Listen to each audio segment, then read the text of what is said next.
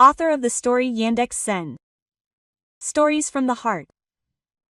Read by Tatiana Orlova. You're unlucky, Tamara.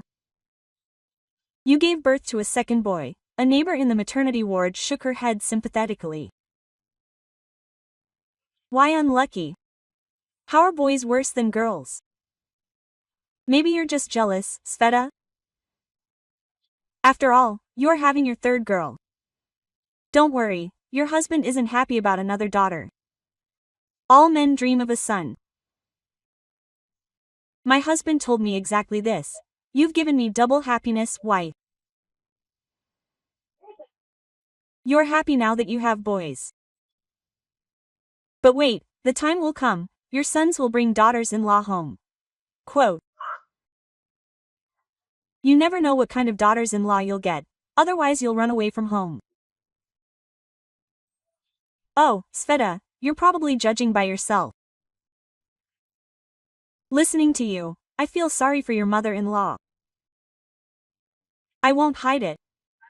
My relationship with my mother-in-law is very bad. We argue often. Luckily, my husband usually takes my side. And my father-in-law, of course, supports his wife. That's how we live. That's why I don't want daughters-in-law. I want to live peacefully in my old age, and my daughters will get married and go to their husband's house.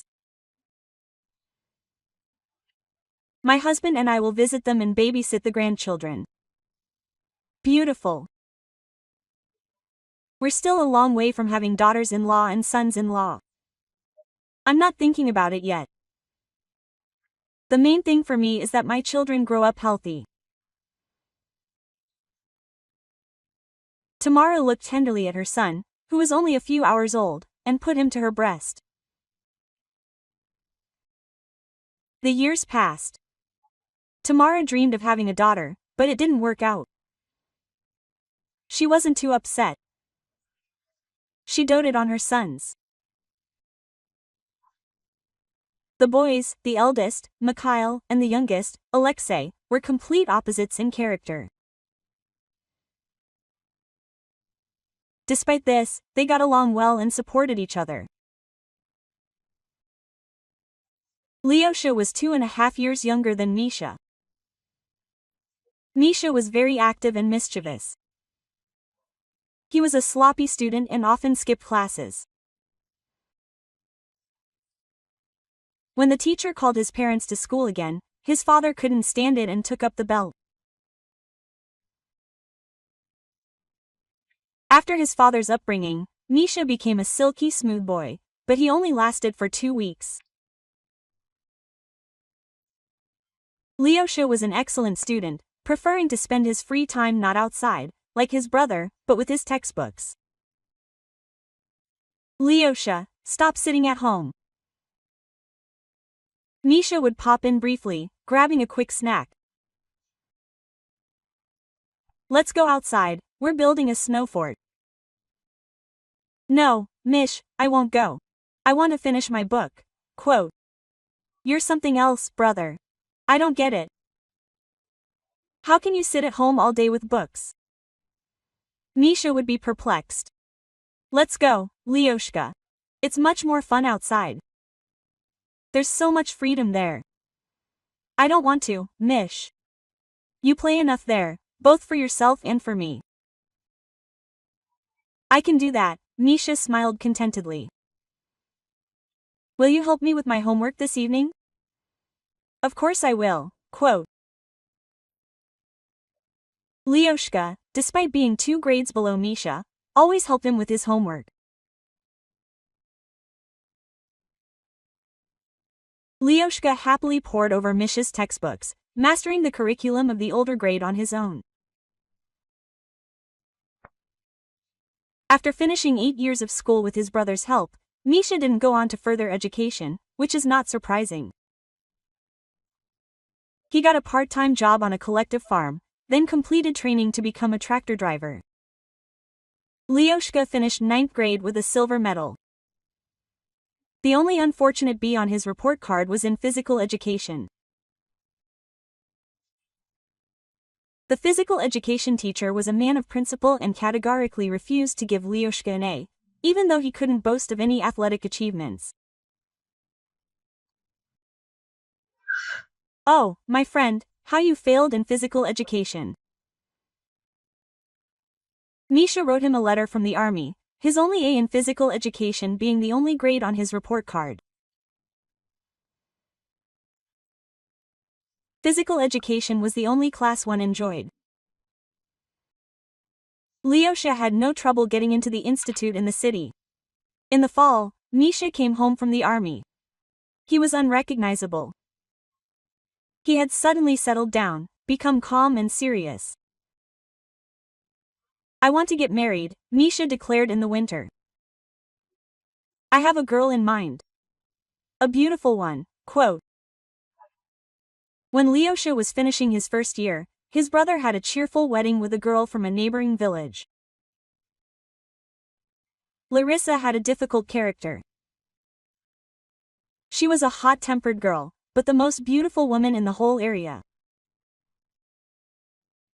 Lyosha couldn't come to his brother's wedding. He was taking an exam that day. Mish, don't you understand that he's just ashamed of you? Larissa grumbled discontentedly. He's studying at the institute, hanging out with all sorts of professors. And you, a simple tractor driver, are out of his league. Larissa, don't talk nonsense, don't slander my brother. You don't know Lyosha at all. Lyosha isn't like that, he doesn't stick his nose in the air. He'll come as soon as he passes his exams. Lyosha was actually a completely simple guy. To avoid being a burden on his parents, he got a job as a loader at a bakery. His workday started at 4 a.m. Carrying heavy sacks and boxes was incredibly difficult for Lyosha, but he didn't complain. After working half a shift, the guy hurried to lectures. With the money he earned, Lyosha bought a gift for the newlyweds in town, night curtains. Larissa really liked the gift. At the same time, she grumbled again. He could have bought some tulle for the night curtains. He's a cheapskate. After graduating from college, Lyosha was assigned to a school in the village of Polanovo, not far from his home, just 80 kilometers away. It was at work that Lyosha met his destiny. Vera was also from outside the region, having graduated from college the same year. Lyosha taught physics, and Vera was an elementary school teacher. Vera and Lyosha immediately realized they wanted to be together for life. They married 5 months after dating. A year later, they had a son. 2 years later, a second. In Polanovo, the young family lived with an elderly woman. After 5 years of working, they were supposed to get their own place, but things didn't work out. Until recently, Fyodorovka, Alexei's home village, only had an elementary school, and the older children had to commute to school in the nearby village. When a secondary school opened in Fyodorovka, a single-story, bright, and spacious one, Alexei, after talking with his wife, decided to return to his native land.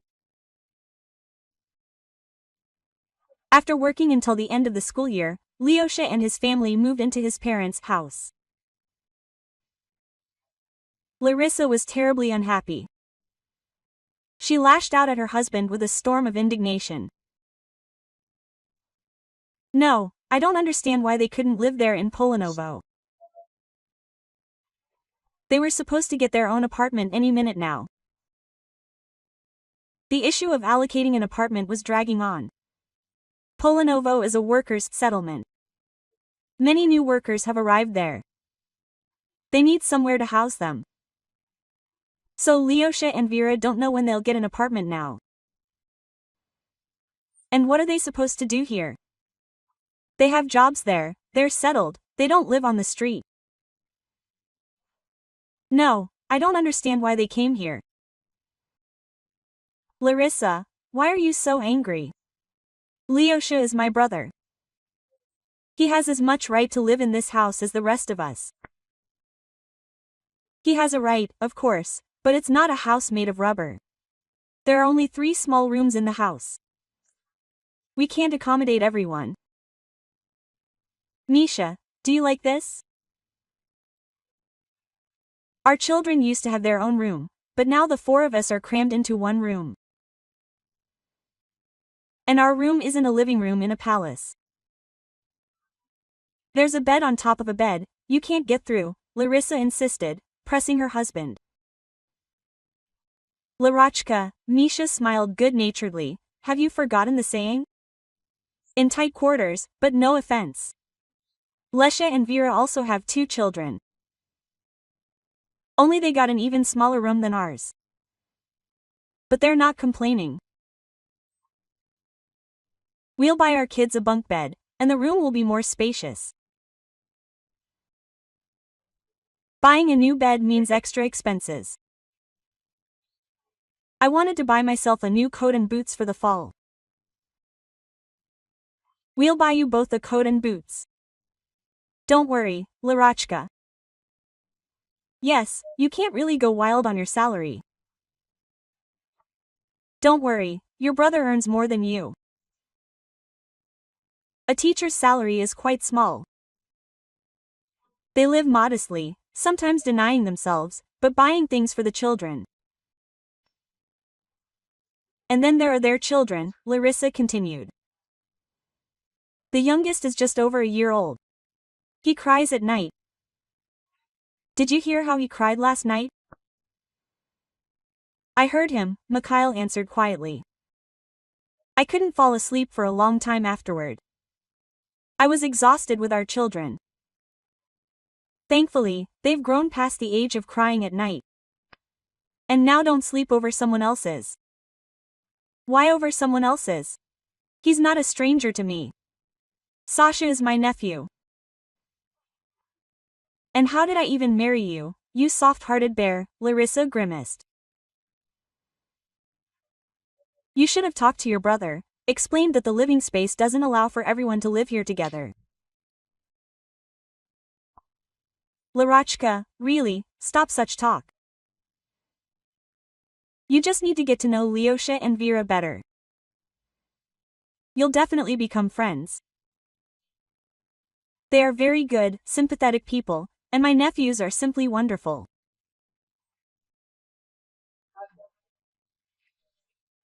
When Larissa, their daughter, moved into the house, Tamara Fyodorovna often recalled the words her neighbor in the maternity ward had once said to her.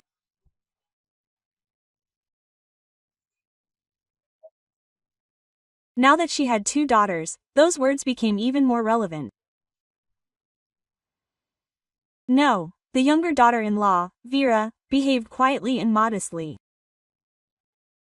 She helped around the house when needed.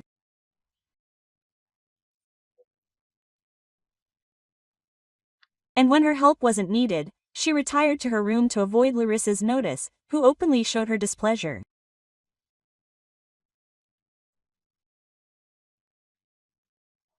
Alexei, having returned to his parents' house, set up a small farm, bought a dozen hens and 2 roosters. Build a separate co-op for our chickens, Larissa nagged her husband. What kind of chickens did they buy? They're all combs. They're not good at laying eggs. Our hens produce many more eggs. Only your mother collects all the eggs together. It's not fair.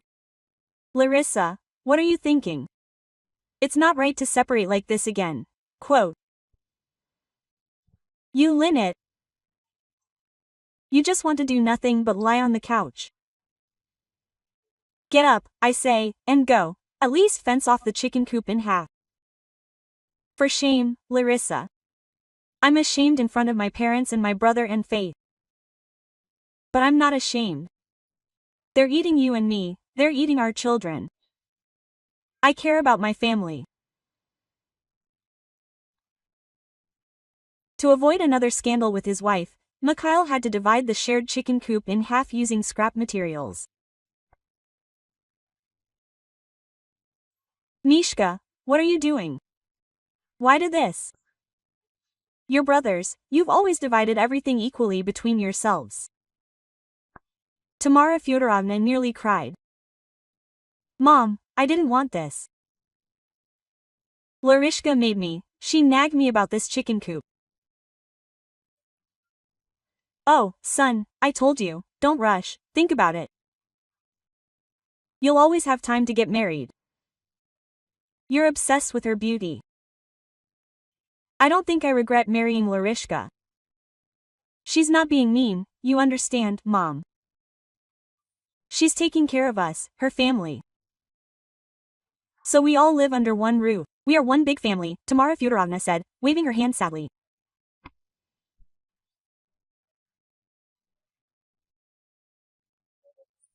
Only Larishka wants to separate herself from everyone and is egging you on. I don't recognize you, son, with this Larishka of yours.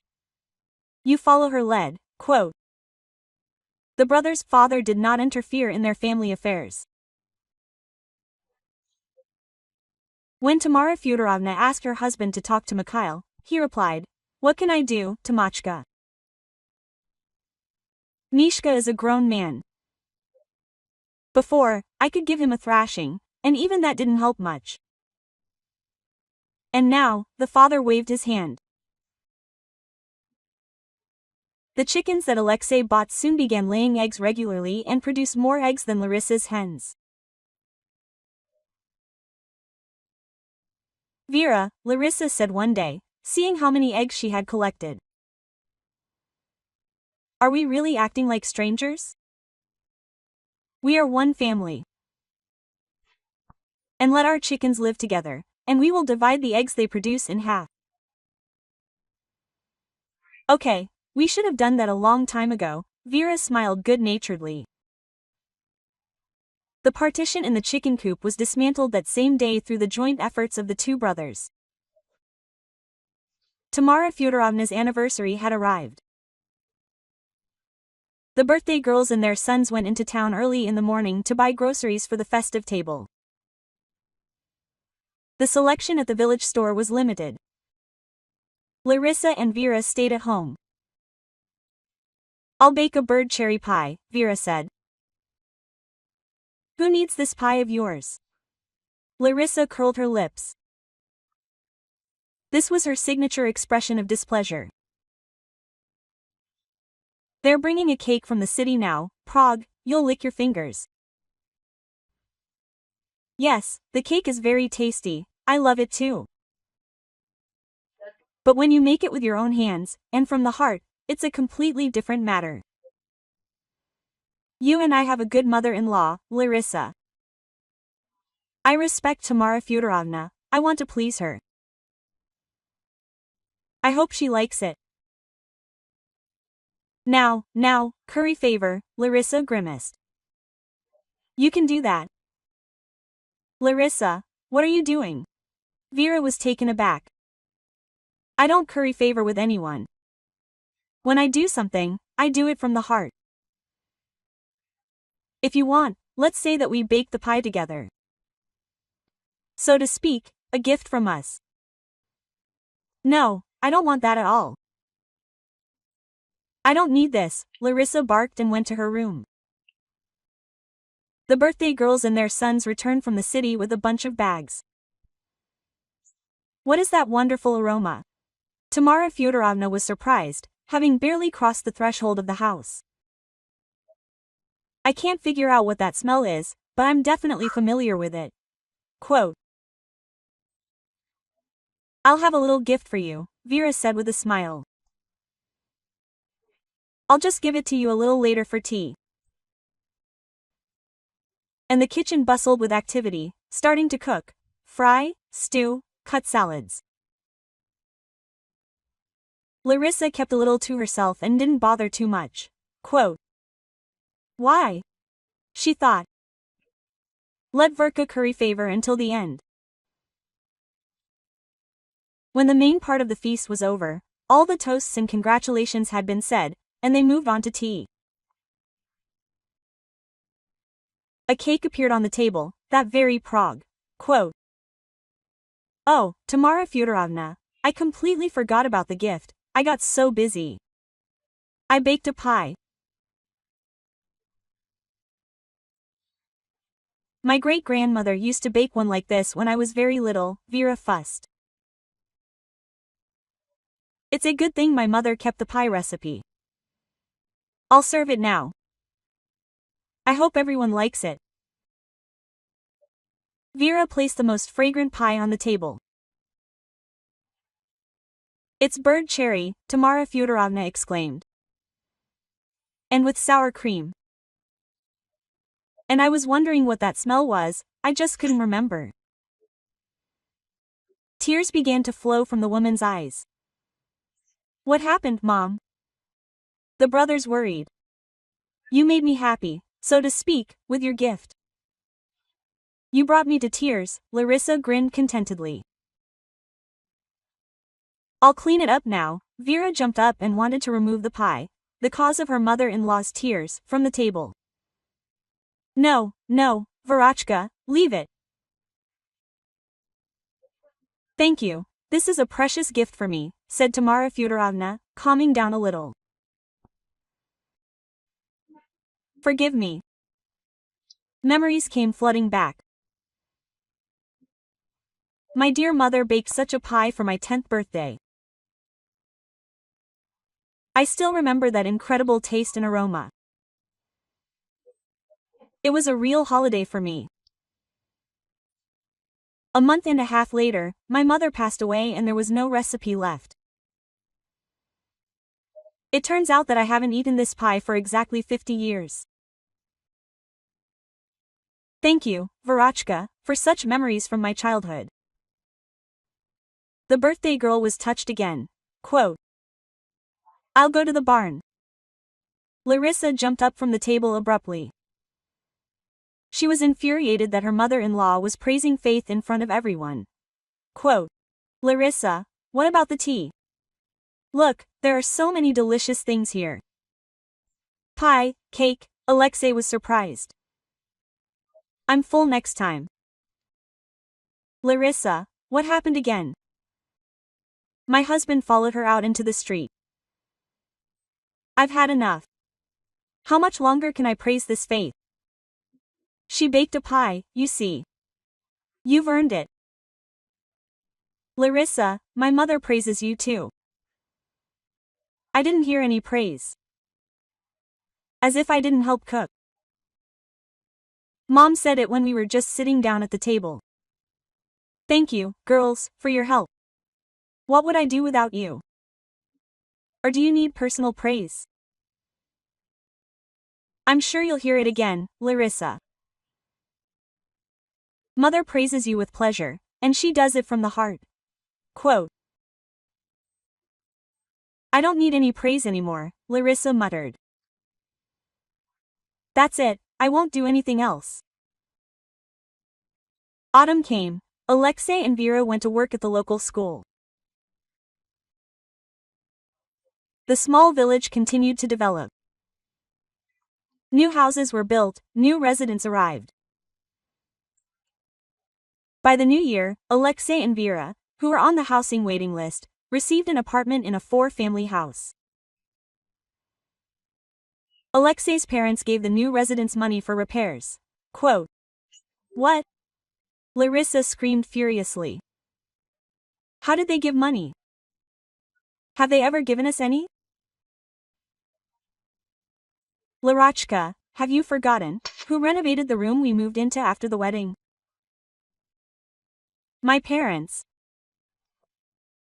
And who bought us a stroller and a crib when our first child was born?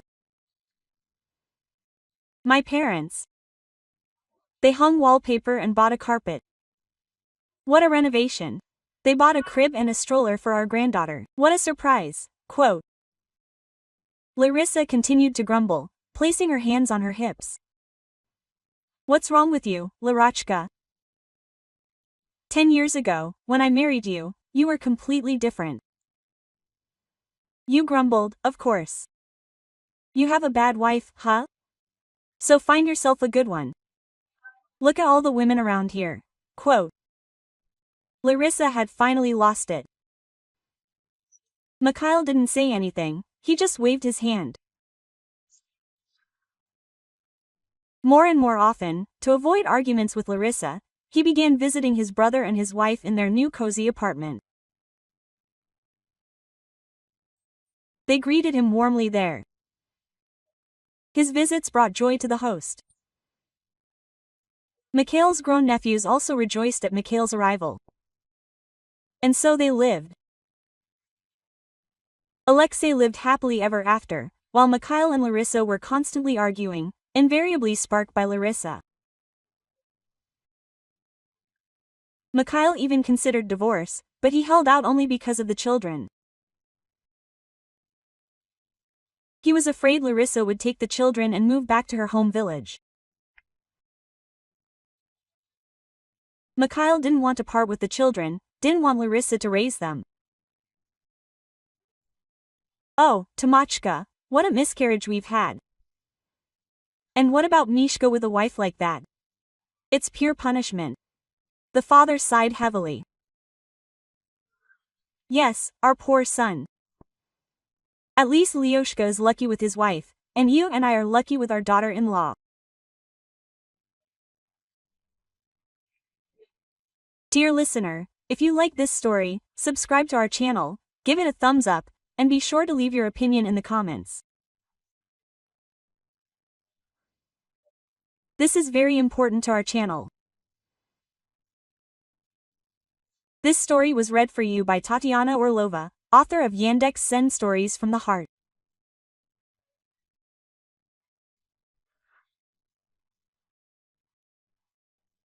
And I wish you all the best of health, a peaceful sky above your head, a good mood, and see you in the next story.